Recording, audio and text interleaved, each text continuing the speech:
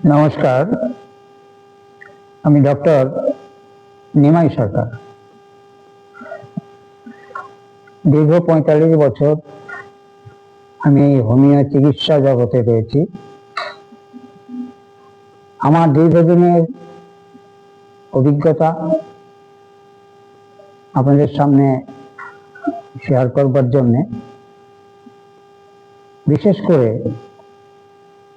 Homeopathy first aid বা প্রাথমিক চিকিৎসার কতগুলো একক লক্ষণে কয়েকটি হোমিওপ্যাথি ওষুধের কথা বলবো। আমরা চলার পথে কখনো হোঁচট খেয়ে পড়ে যাই বা সামান্য কিছু অ্যাক্সিডেন্টের ফলে কোনো আঘাতপ্রাপ্ত হই, বাচ্চা খাটে ঘুমিয়ে থাকে, মা হয়তো বাইরে কোনো কাজে আছে, খাট থেকে পড়ে গিয়ে মাথায় চোট পেল, বা কোনো স্থানে কোনো ধারালো কোনো অস্ত্রের দ্বারা কেটে রক্তপাত হলো। এই যে যাবতীয় সমস্যা, এর জন্যে হোমিওপ্যাথি কিছু ওষুধ আছে যেগুলো ব্যবহারের ফলে সঙ্গে সঙ্গে রোগ আরোগ্য হতে পারে। প্রথমে আমি যে ওষুধটার কথা বলবো সেটা হচ্ছে আর্নিকা মন্ক 30 বা 200। এই প্রাথমিক চিকিৎসার ক্ষেত্রে বিশেষ করে যে কোনো আঘাত যে কোনো স্থানে হোক না কেন, আমরা এই ওষুধটা আমরা মনে রাখতে পারি।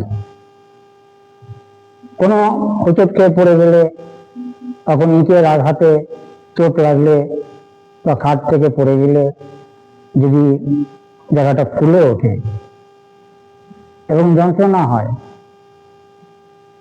সঙ্গে সঙ্গে যদি এই আর্নিকা 30 বা 200 2 ফোঁটা মাত্রায় দিনে 3 বার আমরা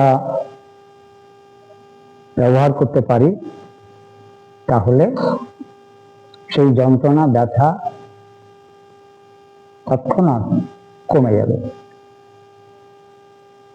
এমনকি যদি রক্ত জমাট বেঁধে যায় সেই আক্রান্ত স্থানে, সেটাও এই আর্নিকা কয়েকদিন ব্যবহারের ফলে সেই রক্ত জমাট বাঁধা অবস্থাটাও সঙ্গে সঙ্গে আস্তে আস্তে মিলিয়ে যাবে।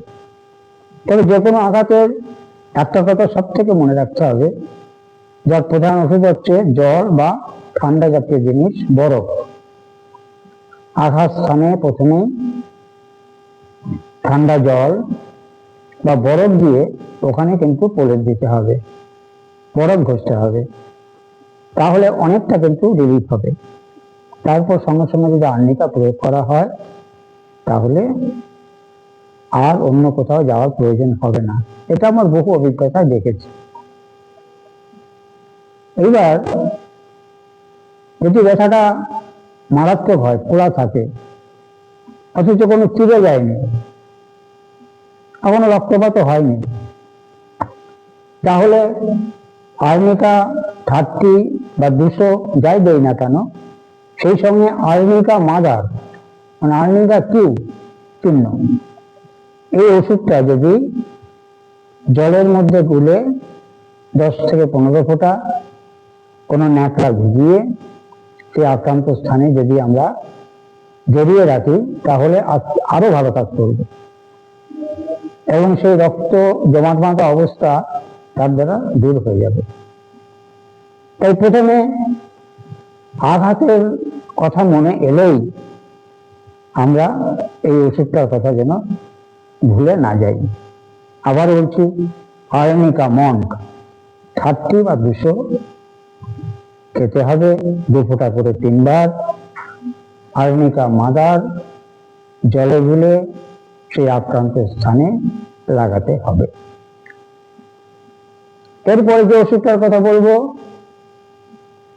সেটা হচ্ছে লিডাম্পল। লিডাম্পল আঘাতের যদি অনুপাত বেশি হয় বা আক্রান্ত স্থান যদি কোনো কাঁচ বা কোনো অস্ত্র দ্বারা কেটে যায়, রক্তপাত হয়, তাহলে আমরা এই লিডাম্পল 200 আমরা ব্যবহার করতে পারি। সঙ্গে সঙ্গে ব্যথাটাও কমে যাবে এবং রোগ তাড়াতাড়ি ভালো হয়ে যাবে। তারপরে যে কথাটা বলবো সেটা হচ্ছে হাইপেরিকাম। হাইপেরিকাম 30 বা 200 একই নিয়মে, যদি বিশেষ করে আঙুলে যদি কোনো আঘাত পাওয়া যায় তাহলে কিন্তু এই ওষুধটা ভালো কাজ করে।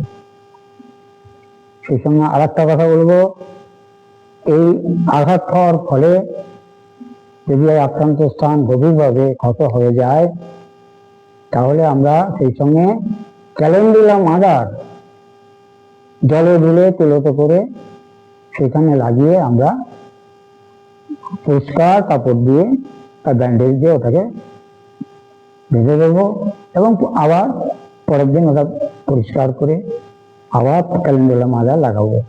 সেই সঙ্গে আমরা লিডাম্পল এবং আর্নিকা দুটো অল্টারনেট করে আমরা ব্যবহার করতে পারি।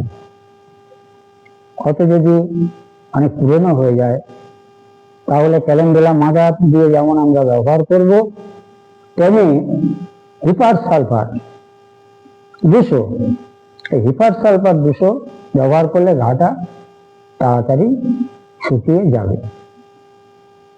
আঘাত দীর্ঘদিনের পুরনো আঘাত হলে আমরা সেই সঙ্গে